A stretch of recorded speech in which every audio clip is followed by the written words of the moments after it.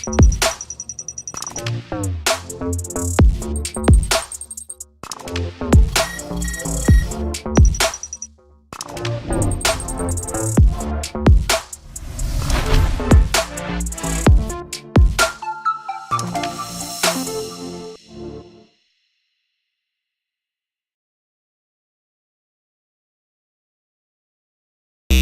the 915 to H-Town, from the Panhandle Plains to the Valley, and everywhere in between, this is the 50/50 Podcast, powered by the 50/50 Podcast Network. Join me, Hector Cano, as we cover the Texas high school club and college soccer landscape, along with an inside look at the college soccer recruiting scene. The 50/50 Podcast is a platform about the people and for the people who are dedicated to the beautiful game. Here we go. We are live. We are back from beautiful Moody Gardens here in Galveston, Texas for the 2025 Texas High School Soccer Coaches Convention. It is episode 148, sort of, I guess, right? Take two with Coach Robert Smallwood, assistant men's soccer coach at Tomball, as well as author of this great book, which we're going to get into today, Off the Grid on the Field. Coach, how are you again? I'm great. Again, thank you for having me. I almost said good morning again, but yeah. So in case you missed it earlier, we had Coach Smallwood was on with us earlier today. Great conversation. Of course, our first episode of the day, and of course, as luck would have it, our audio just crashed on us. So when we say we're live and you get to see all our blemishes, our mess ups, screw ups, everything, we mean everything. So luckily, we were lucky enough to have him come back. He was a good sport, so we appreciate it. Coach, thank you for coming back. Yeah, of course. Yeah. So, hey, you've had a little bit more time to experience the convention today. I have. How's it been today? We talked about yesterday and today. Tell us yesterday and today thoughts on both days. Going back to yesterday, comparing it to last year, I think TASCO is one of those things that just consistently gets better. And I think that's why it grows year after year. Right. The sessions yesterday, I thought with the younger kids, they brought more energy. So the presenters brought more energy, and then just everybody enjoyed it more. And I think I definitely got more out of it yesterday than I've ever gotten before. But I could have said the same thing last year, the year before that. Right. Today's been good. I've been doing more classroom sessions today. Okay. So that's been interesting. Got to learn about the coach's voice and the educational trips for coaches. Yeah. So, yeah. What was that like? Tell us a little bit about that presentation. Yes, that was good. I love the opportunity of not only just taking my kids possibly overseas to Barcelona and the UK, but then like actually going coaching and earning diplomas and certificates overseas sounds awesome. Yeah. And for those who may not know, in case you haven't been following us, particularly on social media, TASCO has just announced a new partnership with Coach's Voice Tours. So very excited about that, and just all kinds of great opportunities, experiential learning opportunities that they're going to be presenting for our coaches to continue to develop beyond just here in our state or even in our country. So definitely excited about that. So yeah. So has that been maybe top session today, or what do you think? Today. I like the goalkeeping session this morning. Right. I would say that overall the sessions, that would still be my personal top. As a former goalkeeper at Tomball, I love goalkeeping. Yeah. And this was the first session in a few years where I feel like they really broke down to the basics. I feel like it's a lot of coaches, especially if they haven't played keeper before and haven't gotten a lot of goalkeeper training, like through United Soccer Coaches or any other training. It was good for them. Yeah. I felt most people got something out of that session. Yeah. Okay, good. Biggest surprise from the convention so far in a day and a half or so, a little over a day? I would say just the how impressive the presenters are. I remember last year we had Robbie from Everton. We have him again this year. Right. But we also have like Wrexham and Liverpool showing up. Incredible. The ability for TASCO to grow and get those people in, that's just a new surprise every year. Yeah. From our COO in Jimmy Kruger, he does just so much work behind the scenes on that, and then the support, of course, from the board, but then, of course, particularly the work of our presidents, our past presidents as well, from Jared Shipman to Chris Besner to now our current president and Rob Bledsoe. They've done just how they continue to just keep that machine rolling is pretty amazing. Yeah, phenomenal. Yeah. So, and I tell people all the time, the board, our board members from our regional directors on down, these things, it's hard to explain because it's like they don't just happen. There's a lot of work behind the scenes, but yet when you still observe it in the moment, it's kind of a machine. Like it just happens, you know. Awesome. It doesn't just happen, but it just happens. Well, because of that work, people want to come here. Right. So that's Yeah. awesome. Yeah. Yeah. I was over in our registration desk a little while ago. We're coming up on probably right around close to about 1,000 coaches in attendance. Right. So excited to see that. We'll continue to update those numbers. So yeah, it's been a great day and a half almost. Other than our technical issues, it's been great. It's been great. So, all right, Coach. So talk to us a little bit. You know, I mentioned earlier when we spoke that it's not often that we have exclusively an assistant coach on here. But there's so many more layers to what it means to be an assistant coach, the role, how you can make that work and operate within your program. For our other assistant coaches out there, talk to us a little bit about that in terms of how it works at Tomball, your experiences, and you have the opportunity here to speak to assistant coaches. What would you share? Well, I would say that the partnership is key. I'm in a rare category of coaches where I was blessed to have been an assistant before, been an interim head coach for a 6A school for a season, and then gone and back to being an assistant. So I've gotten both perspectives. One thing that's it's a curse and a blessing, but specifically at Tomball, we had 3 boys teams. We JVB or we call it our freshman team, JVA and varsity, but only 2 coaches. So we were able to break it up where Coach McMorris would handle the varsity side and I would handle the JV side, and just that coexistence has been phenomenal. Yeah. Especially for my growth. I mean, if you're an assistant, the one thing you want is a head coach that gives you opportunities to grow. Right. Awesome. So we started talking about your boys, right, at Tomball. Yeah. Last year, unfortunate, right, came up a little bit on the short end, just missed out on the playoffs. The lessons learned, the key lessons learned from that year that are helping fuel you all and propel you all in preparation for when we get started in a couple of weeks for this season, what would you say those were when you look back on it? I would say the key thing that we learned, and it sounds a little, maybe shocking to say at first, but you need both quality and quantity of players. We were solely focused on quality for so long, and then we ran into the MLS Next issue. And we lost the quantity and the quality. We literally lost half of our starting squad. Yeah. And that basically killed us because though we were developing JV and freshmen, we didn't have enough. So, like, this year we've kind of learned, like, hey, look, last year we did better. We have a bunch of our freshman team went undefeated last year. Oh, nice. And just, like, ramrolled a bunch of teams with the whole 8-0 rule. They were a cohesive unit. A bunch of them are going to be very young varsity players this year. So we're keeping that going. And so it's just, instead of having 15, 16-player teams, we know we need to have 18, 19 because some of our players are good enough to get into that process where they're going to unfortunately fall out of our program, right? Especially when they're seniors, right?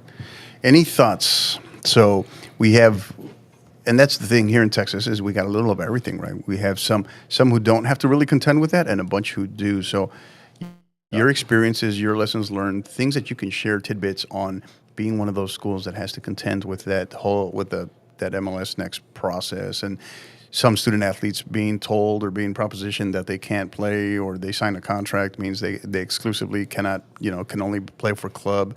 Thoughts on that? Well, first, I mean, all MLS Next players do sign that contract, right? That's an MLS Next rule.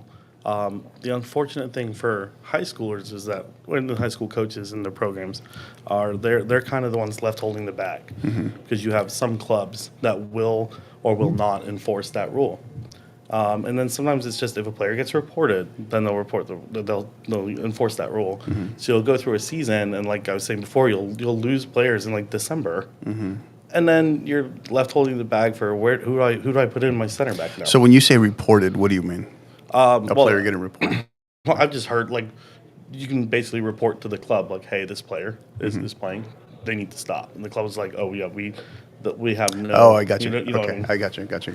I didn't know if you meant of a club reporting on another, to the organization on another club or anything like that. No, yeah. I highly doubt anybody's got the time. Right. Well, that's what I was like. It's just, I'm a club coach too. Like I highly doubt any club director has the time to do that. A lot of it would come from like parents that just happen to know, like, hey, like this. So it's going to be the parents whose kids didn't make MLS Next. Right, So, of course. but they call the club and they're like, hey, did you know that so-and-so's playing soccer. And they're like, well, no, like he plays 4 days a week for us here, so I don't know how he has time to do that. Yeah. But we'll let him know that he Yeah. needs to stop. Yeah, yeah. Stuff like that. You know, and it's funny, after our conversation earlier today, Dan Moore from Wrexham AFC was in here, right? Yeah. And he asked the question. He was kind of it's like, the one question he had of me was just like, hey, he's trying to kind of wrap his head around the load management and periodization piece of a kid that's playing both club and high school, Yeah. right? And so, of course, obviously, he doesn't. I'm trying to give him a framework of what high school looks like in terms of in class, right? Right, in class Yeah. versus not in season versus in season when we're in season, and how those differ. But yeah, he's trying to understand just the load management piece. What are your thoughts on that? I mean, I feel like I could give a whole presentation here on Tasco about it, and it would take about an hour. Yeah. But at the end of the day, I think the part of the MLS rule that I agree with is because they have 4 to 5 practices a week. And then up like during our season, they can have up to 3 or 4 games. So then you have our practices after school, plus the 2 games that we're playing a week. And it's just, I don't know a kid that wouldn't get hurt in that environment. Like, Yeah. it's very rare for an injury to then not occur. Yeah. And so the periodization piece is important. At the same time, as a high school coach, you want club players. Because Right. Unless you're in like a block schedule, I know at Tomball we have 47-minute periods. Well, when you calculate like the dressing room time, Correct. setting up the field, all that, you're getting about 25 minutes a day of After a training. dynamic warm up. Yeah. Exactly right. Yeah. Yeah, of course. Yeah. That's very important. But Right. yeah. Right. And that's just not enough. So like, you know, as a freshman coach, the worst thing that comes to me, especially when we don't have intermediate or junior high soccer, is this kid that's like, oh, I love soccer, I want to learn to play it. I'm like, great, build a time machine. Yeah. Because we have 40 kids that are like in club or playing with club and that are trying out that just unfortunately are just going to push you way below the line. Yeah. And it's not that, I mean, that we're in the business of developing players, obviously, but it is a lot harder. The bigger those classes get, and you're also compressed by the restrictions of the class time when we're not in season, right? You just mentioned a 47-minute period. That's awfully tough, right? That's awfully tough. And you're also, you know, in there, you're also trying to balance maybe some, you know, one of the things that I often do is trying to get in film time, whether it's film time, X's and O's, or even, and I'm not talking about in season, but preseason. Monday can be a culture building day, but some of these days where we're working on stuff to better ourselves, but we're not physically on the field. That's one more way that I've internally tackled handling this, particularly when I know I'm going to have anywhere from about 12 to 15 players, maybe more, club players that just came off a weekend of 1 to 2 games. Yeah, of course. Yeah. Yeah, and we're blessed that like we get weight room days and Correct, everything like that. correct. That's so another- we incorporate that. We've also this year we've done our like dynamic days where we'll do ladders, we'll do cone drills with no ball. Yeah. Just all movement, so that there's no contact, anything like that. Right. Yeah. Trying to train different muscles. Yeah. Trying. Yeah. I love it. Episode 148 with Robert Smallwood of Tomball. All right, Coach, we're going to transition here. Or actually, no, I forgot to ask you one question. So the thing that maybe has you the most excited about your boys going into this year, right? You, your head coach, what has you guys as a staff maybe the most excited about going into this year? Honestly, our young varsity players, those amazing freshmen from last year, 6 of them moved up to varsity. Luckily for us, they're all ECNL, so we don't have the same problem we had last year. But I'm just excited to watch them play and grow. Like honestly, I'm expecting better play this year, but I wouldn't care if we. And Mick Morris's probably hating me for this, but I wouldn't care if we stayed in 5th place, so long as those players are developing, because we'll have juniors or varsity players for 3 years. They're going to be insane by the time they're seniors. Right. I'm excited about it. Now, so you mentioned that. How have you like season? How have you managed? What have you all done to tackle preventing them falling into the proverbial sophomore slump? Well, them being varsity players, like them being announced as like you will be varsity, they've kept that hunger alive, and I feel like the traditional, like, okay, I'm going to be freshman, then I'm going to be a junior, or I'm going to be on JV for maybe 1 or 2 years. They just get into that mindset, and they see some of these JV kids that may not be as hungry as they are, and they kind of fall into it. Where instead now we're trying to raise the bar, and they're seeing an older kid seeing a 15-year-old.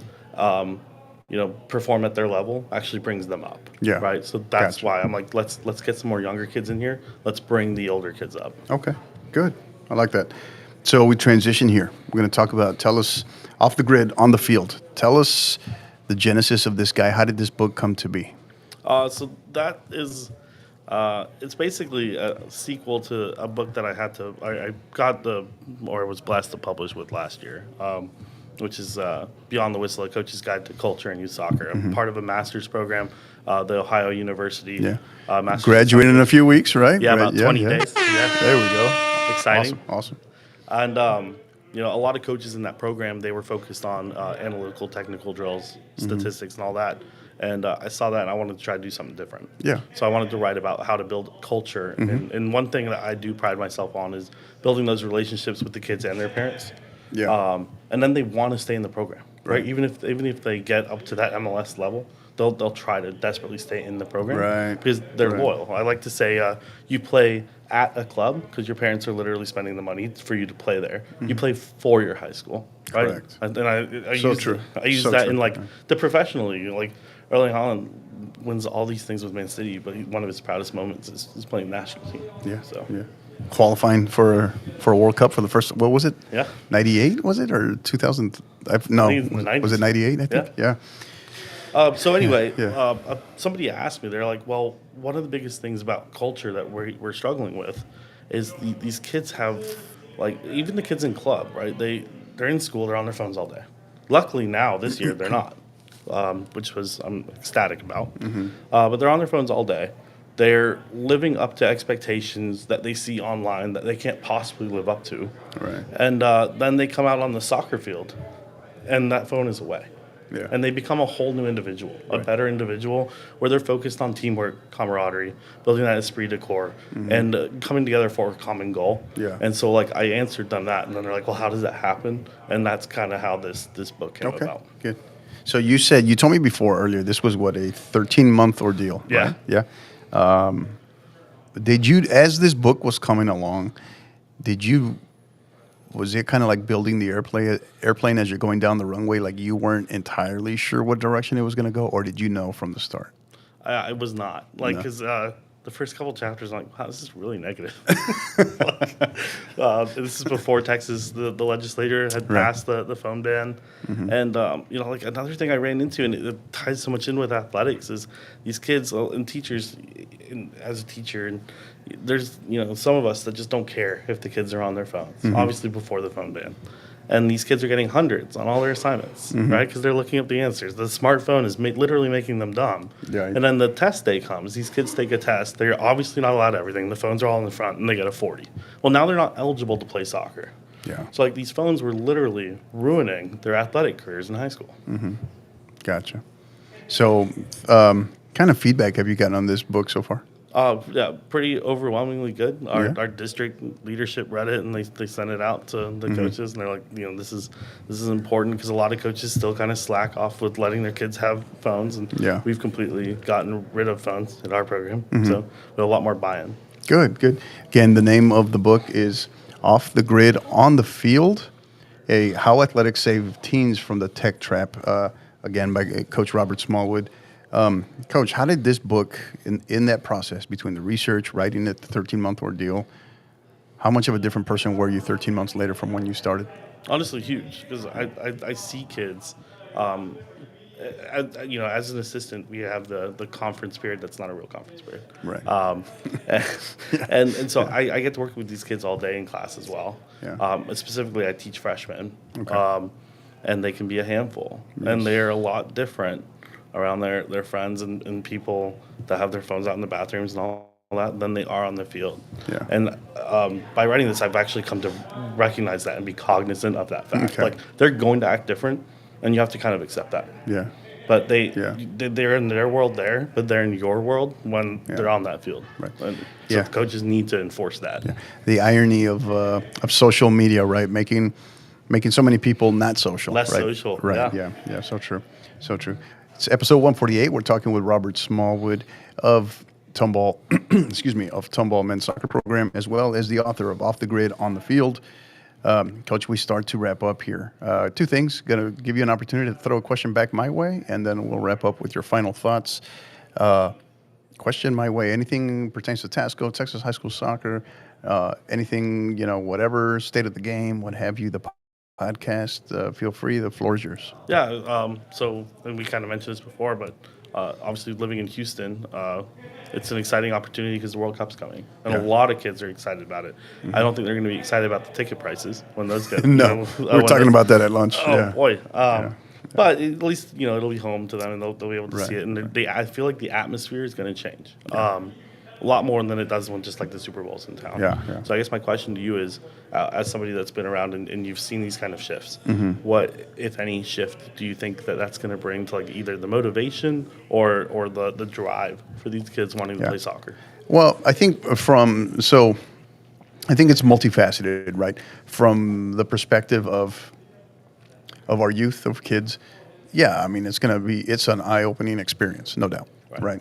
And one can't help but feel to be motivated, inspired, and want to go out and, it's like, hey, just you mentioned the Yamin Lamal, right? It's like, hey, I want to do that too, right? I think, so from that perspective, that's an easy one, I think. But from the perspective of whether not so much coaches, but maybe is it the people that really stand to gain from our pay-to-play model, right? Are they going to continue to allow, like, we need to get more kids that want to play this game to continue to play this game longer, right? Not be priced out, possibly, right? Many people are quick to talk about the burnout, but not the price out, right? And that's a huge deal. And absolutely. So I don't know how that is handled, because we have an opportunity to transition and flip this model, right? So is it going to be free? No such thing, right? But is there an opportunity for maybe more sponsorships, right? Can we go, believe it or not, I'm a firm believer in the system that we had back in the 90s, right? The old ODP system that was regionalized. Yeah. Was a great model. Huge, yeah. Was a great model, but why did we go away from it? Always ask yourself, who are the people that stand to gain? Yeah. Right. So it comes back to that question, kind of being a critical thinker, right? Of course. But definitely don't want to be negative Nancy about it, because I think it's going to be a great experience for our country. I think the longer that, obviously the three host nations, particularly the United States, the longer they can remain in the tournament, right? I think the more things become galvanized, right? So we all know, those of us that were around at the time, I think I was, 16 years old, 15, 16 years old, when the 94 World Cup came around, right? I was one. What's that? I was one. You were one. So what are your thoughts on that one? No, I'm just kidding. But I feel that I'm excited. I also, I mentioned earlier that I pray for the safety of everyone involved, the security component, because, whether you agree with it or not, we're a big target. Yeah, and England fans are coming. Yeah. So, Well, I've already been on the record of saying it's like England's qualified, obviously. Scotland's qualified. If Ireland qualifies too, oh my God. Yeah. So yeah. I think I think it's going to be interesting. I'm excited for it. Looking forward to it. I can tell you from looking at those prices, I'm going to be watching a lot on TV. No. I can tell you that. But hey, I don't have to stay up till midnight or 6, get up at 4 a.m. to watch it. So I'm excited about that part.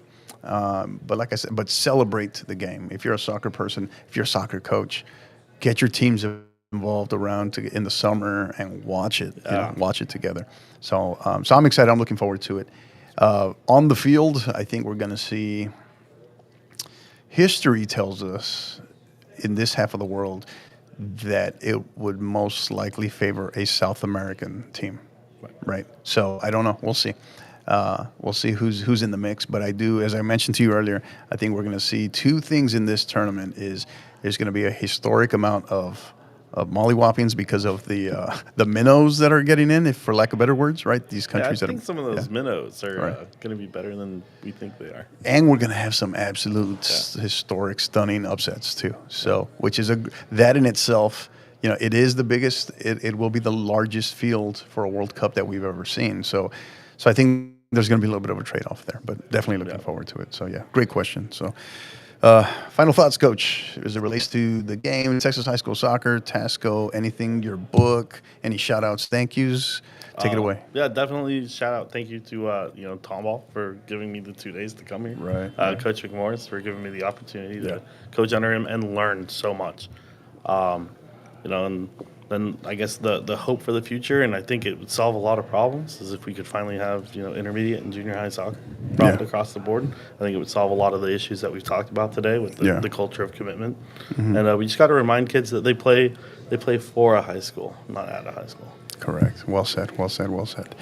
Episode 148. He is Coach Robert Smallwood of Tomball.